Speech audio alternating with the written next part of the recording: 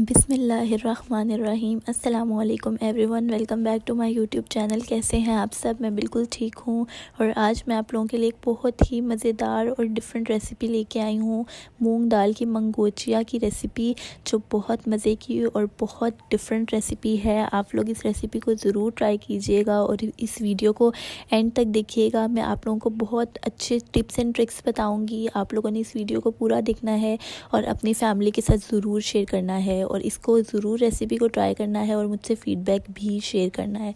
सबसे पहले स्क्रीन पे आप लोगों को इस रेसिपी के इंग्रेडिएंट्स शो हो रहे हैं, आप इसका स्क्रीनशॉट ले सकते हैं और इसकी डिटेल्ड क्वांटिटी मैं हमेशा की तरह डिस्क्रिप्शन में मेंशन कर दूंगी, आप वहां से चेक कर सकते हैं। ठीक है, मैंने मूंग दाल ली है 2 कप। उसके अलावा आपको 2 स्पाइसेस नज़र आ रहे हैं। ठीक है, ये जो छोटी वाली ट्रे है जिसमें धनिया भी रखा हुआ है, वो मंगोचिया जब हम बनाएंगे हम उसमें ऐड करेंगे। ठीक है, और जो दूसरे स्पाइसेस हैं वो मसाले के लिए। ठीक है, उसी तरह मैंने 1/2 कप ऑयल लिया है, 2 मीडियम साइज़ के प्याज, 2 मीडियम साइज़ के टमाटर, 2 से 3 हरी मिर्चें और 1 से 2 जो गार्लिक के जवे हैं वो लेके मैं इस ग्राइंडर में डालूँगी और उसके साथ मैं थोड़ा सा पानी ऐड करूँगी और इसका पेस्ट बना लूँगी। ठीक है, यहाँ पे ये मेरे मसाले का जो मिक्सचर है वो बिल्कुल रेडी हो गया है। ठीक है, अगर आप लोगों ने अभी तक मेरी वीडियो को लाइक नहीं किया तो जल्दी से लाइक कर दें और अपनी फ्रेंड्स एंड फैमिली के साथ इस वीडियो को ज़रूर शेयर कीजिएगा। ये बहुत आसान और बहुत डिफरेंट रेसिपी है और इसका टेस्ट भी बहुत अच्छा है। आप लोगों को ये रेसिपी बहुत ज़्यादा पसंद आएगी।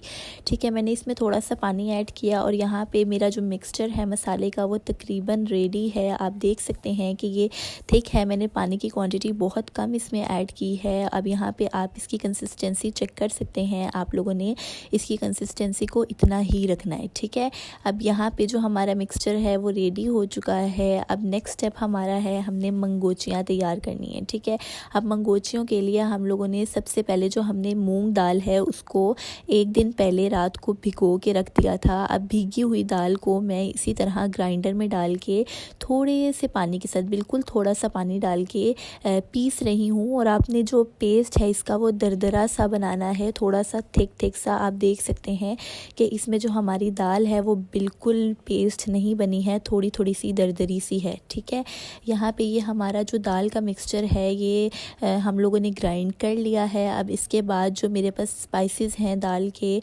वो मैं तमाम स्पाइसेस इसमें ऐड करूँगी और अभी मैं आगे आपको दिखाती हूँ कि ये यहाँ पे आप देख सकते हैं कि जो मेरी दाल है वो बिल्कुल फाइन ग्राइंड नहीं हुई है। मैंने इसमें थोड़ा सा इसको ग्राइंड किया है और अब ये स्पाइसेस मैंने इसमें ऐड कर दिए हैं और अब मैं इसको अच्छे से मिक्स कर लूँगी। ये हमारा जो मंगोचियाँ हैं उनका जो बैटर है वो रेडी हो गया है। आपने इसको अच्छे से मिक्स कर लेना है ताकि जो स्पाइसेस हैं वो दाल के जो मिक्सचर में अच्छे से मिक्स हो जाएं। ठीक है, अगर आप लोगों ने अभी तक मेरी वीडियो को लाइक नहीं किया तो जल्दी से लाइक कर लें और अपने फ्रेंड्स और फैमिली के साथ ज़रूर शेयर कीजिएगा।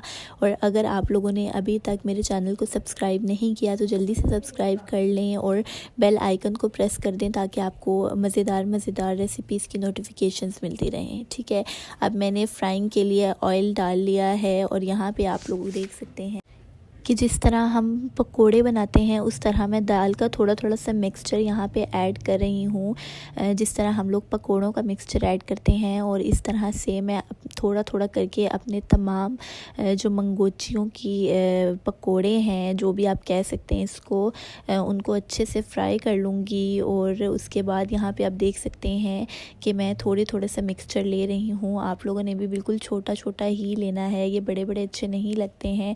आप लोगों ने ट्राई करना है कि आप लोग छोटा ही बनाएं। यहाँ पे जो मेरी मंगोचियों हैं उनका जो फर्स्ट टर्न है वो हो चुका है और आप यहाँ पे देख सकते हैं कि मैंने बहुत छोटा मिक्सचर लिया है, थोड़े से, ताकि जो हमारी मंगोचियाँ हैं वो अच्छे से फ्राई हो जाएं। अब मैं यहाँ पे दूसरा टर्न डाल रही हूँ और यहाँ पे मैं जल्दी से, मेरे पास जितना भी मिक्सचर है उनकी ये रेसिपी मंगोचियाँ तैयार कर लूँगी। और यहाँ पे मेरी जो तमाम मंगोचियाँ हैं वो फ्राई हो गई हैं और यहाँ पे मैंने तमाम आप लोगों को दिखा भी दी हैं कि मैंने इसके साइज़ बिल्कुल छोटे रखे हैं, क्योंकि जब हम लोग इसको मसाले में ऐड करेंगे तो ये ऑलरेडी फूल जाएंगी, तो आप लोगों ने इसको छोटा साइज़ में ही रखना है। ठीक है, अब मैंने एक पॉट ले लिया है, उसमें मैंने half cup of oil add किया है और जो मैंने मिक्सचर ग्राइंड किया था प्याज टमाटर के साथ वो मैंने इसमें ऐड कर देना है। और इसको मैंने मसाले को जो ऑयल है उसमें अच्छे से मिक्स कर लेना है। ठीक है, यहाँ पे आप देख सकते हैं कि जो मेरा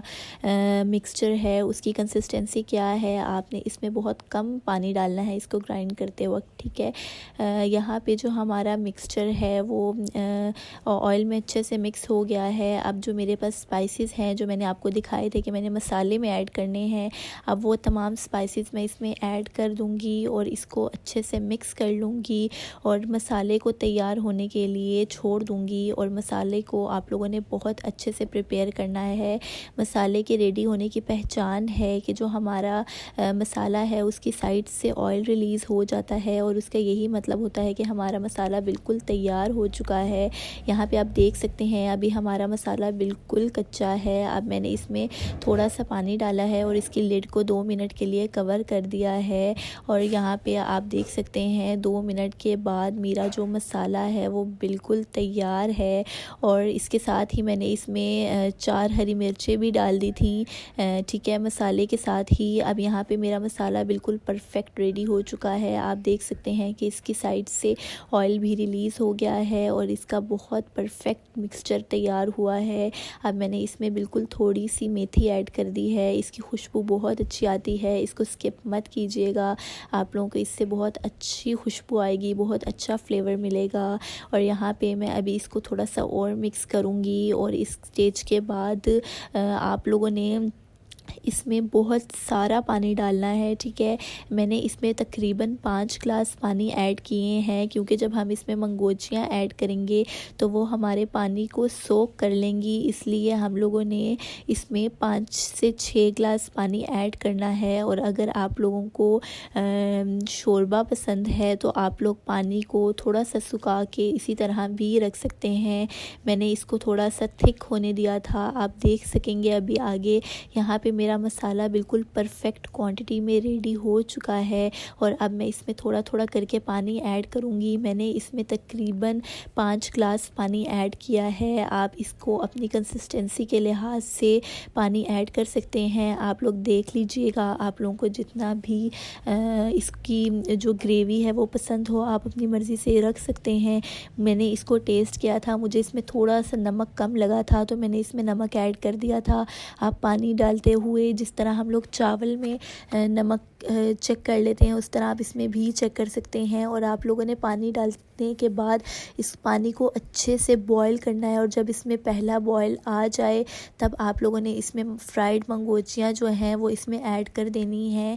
और अब यहाँ पे जो हमारा पानी है आप देख सकते हैं कि अभी बिल्कुल बहुत ज़्यादा उसकी कंसिस्टेंसी कम है, बहुत ज़्यादा पतला है वो। अब यहाँ पे मैंने इसको 30 मिनट के लिए कवर करके लिड पकाया है और 30 मिनट बाद आप देख सकते हैं कि जो मेरा मसाला है वो बहुत अच्छे से थिक हो चुका है और बहुत मज़े की रेसिपी है। ये बहुत मज़े का बना था। आप यहाँ पे जितनी कंसिस्टेंसी रखना चाहें आप रख सकते हैं, आपकी पसंद के मुताबिक। आप यहाँ पे देख सकते हैं कि मैंने इतनी ही कंसिस्टेंसी रखी है और अगर आप थोड़ी सी ज़्यादा रखना चाहें तो आप रख सकते हैं क्योंकि बाद में ये जो हमारी मंगोचियाँ हैं ये पानी को ख़त्म कर देंगी, बिल्कुल सुखा देंगी, इसलिए आप लोग जितना पानी डालेंगे उतना अच्छा है। अब यहाँ पे ये रही मेरी इस रेसिपी की फ़ाइनल लुक। उम्मीद है आप लोगों को ये रेसिपी बहुत ज़्यादा पसंद आएगी और आप लोग इसको ज़रूर ट्राई करेंगे। Thank you for watching, like, subscribe and share with your friends and family and don't forget to hit the bell icon.